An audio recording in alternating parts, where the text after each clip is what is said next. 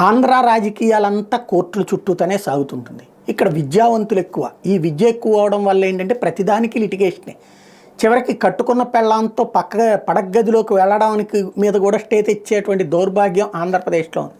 అందుకనినే భావ ప్రకటన స్వాతంత్ర హక్కు మాకుండాలి, ఎదురోళ్ళకు ఉండకూడదని కోరుకునేటటువంటి పరిస్థితి.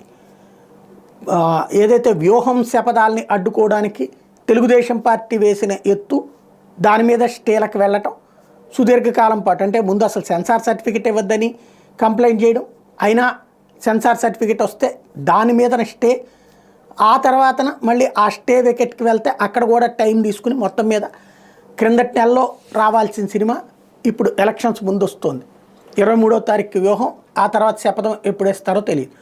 కరెక్ట్గా అన్నీ అంటే సినిమాలన్నీ కూడా అటు యాత్ర, శపథం, వ్యూహం ఇవన్నీ వైసీపీకి అనుకూల సినిమాలు వస్తున్నాయి కాబట్టి దాన్ని దెబ్బ కొట్టడానికి తెలుగుదేశం పార్టీకి అనుకూలంగా రాజధాని ఫైల్స్ అనేటువంటి సినిమా తీస్తే, ఈ రాజధాని ఫైల్స్లో అమరావతికి అన్యాయం జరిగింది, రైతులకు అన్యాయం జరిగింది, పొట్ట కొడుతున్నారన్న కోణాన్ని ప్రొజెక్ట్ చేయడానికి తీసినటువంటి సినిమా. ఈ సినిమా చూడటానికి ఇవాళ చంద్రబాబు గారు, పవన్ కళ్యాణ్ కలిసి ఉండవల్లిలో చూడబోతున్నారని ప్రచారం కూడా జరిగింది.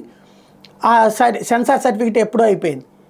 లేళ్ల అప్పిరెడ్డి వేసినటువంటి పిటిషన్ మీదన హైకోర్టులో వేసిన పిటిషన్, దీంట్లో సెన్సార్ రివ్యూ చేయాలి అంటే ఇంతకుముందే వాళ్ళ పిటిషనర్ తరపున మనిషి చెప్పుకొచ్చేసారంటే అవతల డైరెక్టర్ తరపున మనిషి, మేము సెన్సార్ చేయించాం, వాళ్ళు ఏమేమి తీసేయమన్నారో అవి తీసేసామని.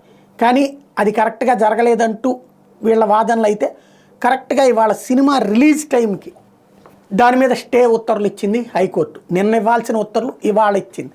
దాంతో మరికొద్దిసేపట్లో ప్రదర్శన అనగా సినిమా నిలిచిపోయినటువంటి పరిస్థితి. దీంతో ఇప్పుడు తెలుగుదేశం పార్టీ వాళ్ళకి ఆగ్రహం వచ్చింది. మొన్న తెలుగుదేశం వాళ్ళు సంబరపడ్డారు, వైసీపీ వాళ్ళు ఆగ్రహించారు. ఇప్పుడు వైసీపీ వాళ్ళు సంబరపడుతున్నారు, తెలుగుదేశం వాళ్ళు ఆగ్రహించారు. సినిమాలతోనే ఓట్లు మారిపోతాయా, ప్రభావితం చేస్తాయా అనేది మరొకసారి చర్చ.